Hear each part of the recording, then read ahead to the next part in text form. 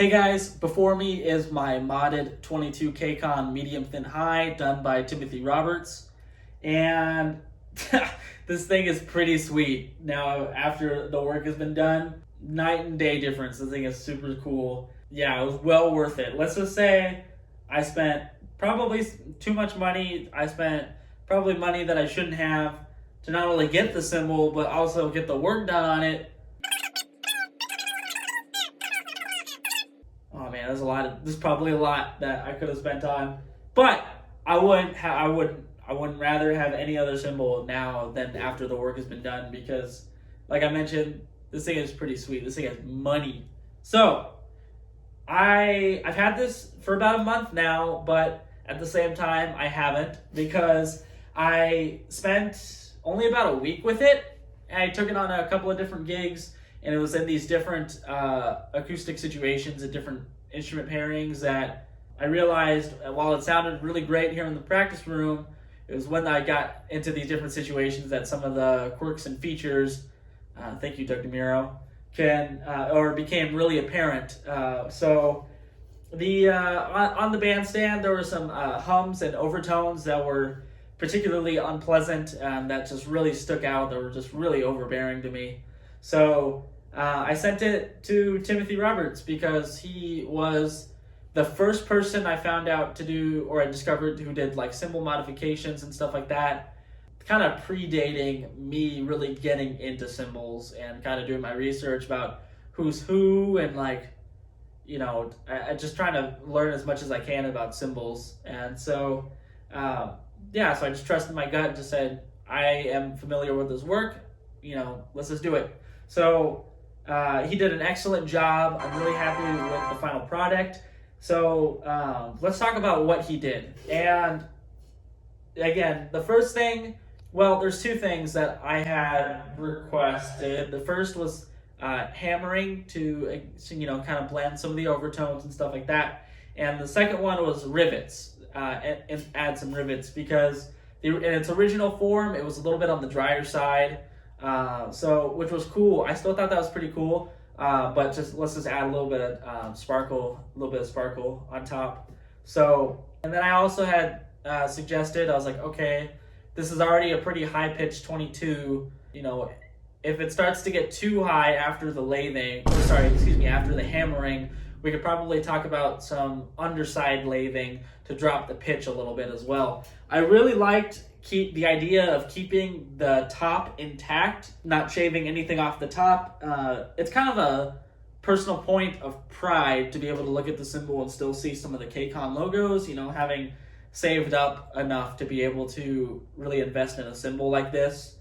Kind of the one thing that I am sad about with doing the underside lathing is that the underside was where a majority of the patina was. So there was, I'll put a picture of the old version. There was even some green up at the top as well. I thought that was super cool, super gnarly. But I'm happy to have traded that for the lathing to drop the pitch and better blend the overtones as well. So correct me if I'm wrong, but it was kind of through my research that a medium thin high gets its name. The high primarily comes from it being a higher pitched medium thin cymbal compared to like others, you know, especially like medium thin lows.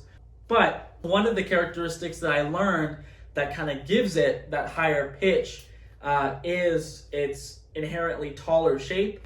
So like, you know, Bill Stewart with his signature Dry Complex and Dry Complex 2, that's definitely a tall umbrella shaped cymbal.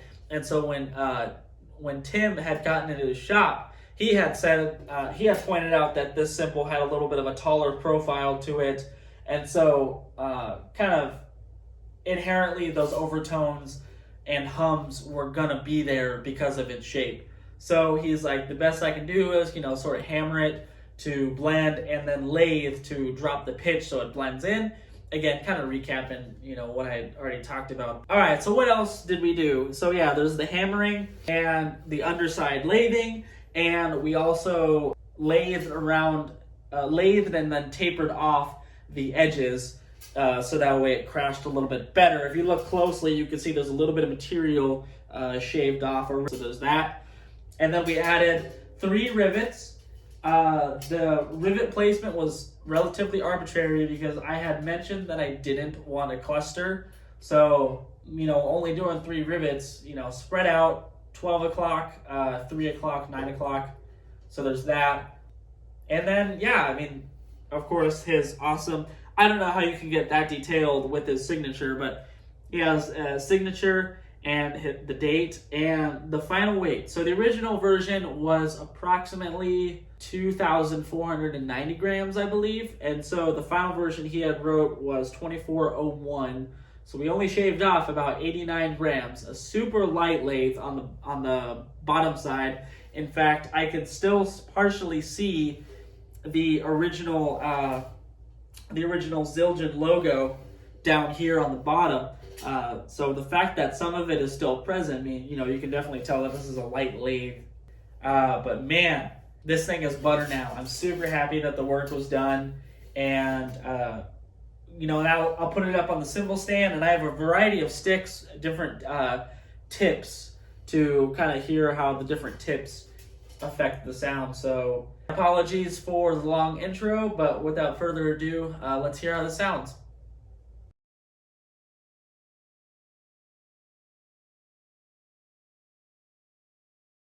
Up first, On Stage Sticks 7A nylon tip.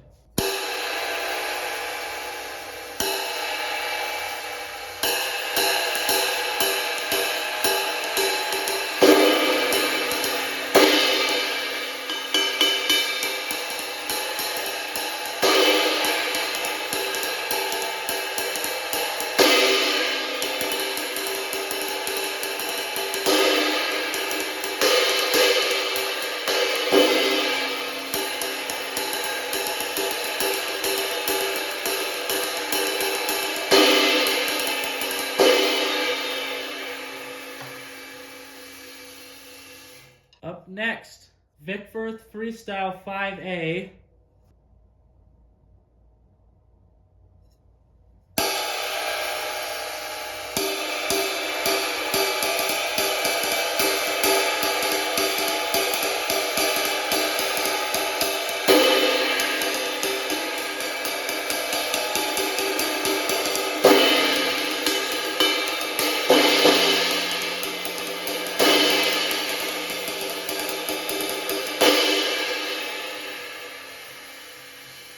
Next up, Vic Firth Freestyle 7A.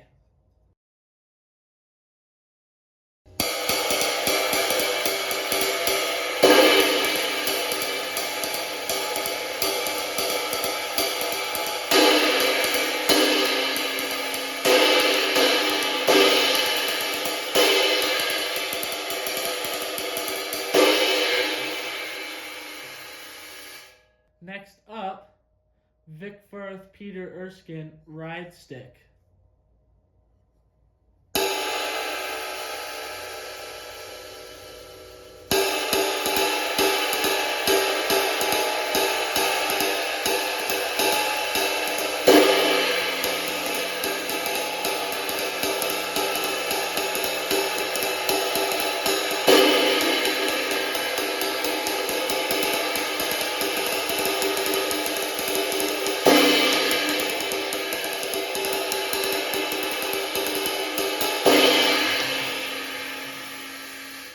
Next up, Vic Firth SD4 Combo. Changing it up now to a barrel tip.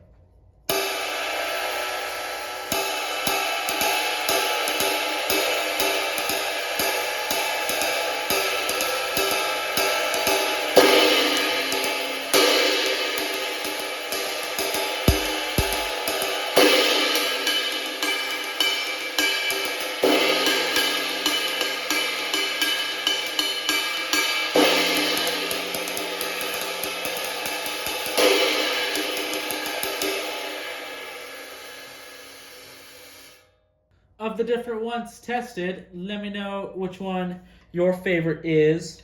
So now I'll do a rapid fire round in the order that I originally tested them in.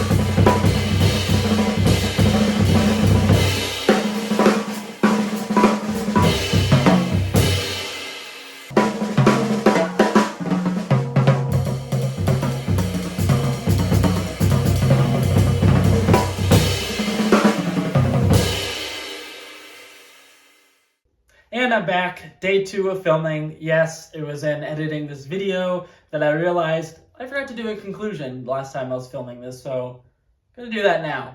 But I hope you guys enjoyed this video thus far. I hope you enjoy how it sounds now after the modification. Hopefully running it through the different stick types, hopefully you heard what you might have been looking for. Hopefully there's a stick in there that kind of is similar to yours. Most of them, truthfully, of course, most of them did have the same sort of tip type, with the exception of the SD4 combo being a barrel and then the on-stage stick one being a nylon. I personally have never found myself to be too much of a nylon fan, although with this cymbal in particular, I might be interested to actually try some. I'm interested to probably pick up a pair of like the Quincy Davis signature stick, because I know that one's a little bit longer in length with a nylon tip, so I definitely tend to prefer longer sticks. Like the Vic Firth Freestyle 5A has been my go-to these days, again, because I really like them long. But them being 17 inches as opposed to 16 or 15 and 3/4, whatever kind of the standard is, I definitely get a lot of mileage out of that extra length. So if you guys have any suggestions for long sticks with nylon tip, definitely let me know. Be definitely inclined to try some, because I know nylon tip has kind of been essentially the standard lately. The first guy I saw really push hard for nylons was Tim Metz, and Tim Metz and I are from the same hometown, Sacramento, California. So he definitely has being subscribed to his YouTube channel as well, and being friends with some of his former students, he definitely has some effect on me. So I was like, all right, I'll probably try some nylon. So, because I imagine out there, or excuse me, when playing at the kit and then out in the audience, I'd imagine this one actually might tend to get a little bit washy.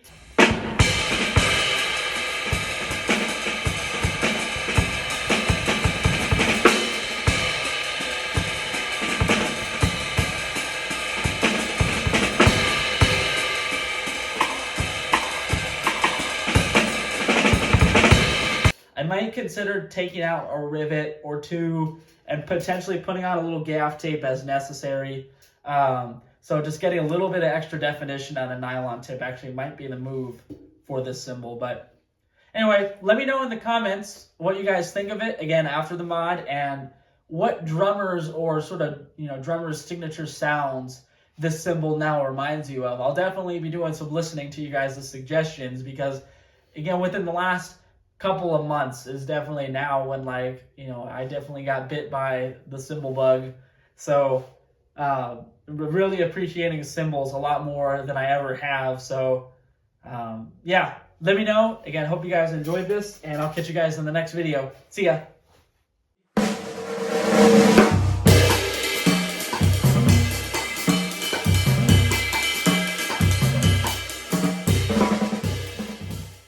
Hey guys, before me is my modded 22 K-Con